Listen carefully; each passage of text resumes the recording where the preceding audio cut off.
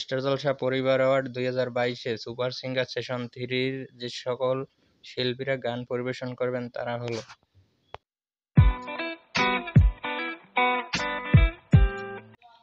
Pranay Majumdar,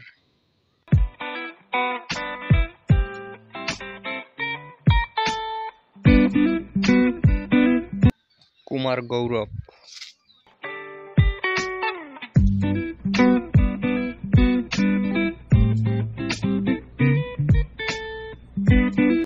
Subhajit,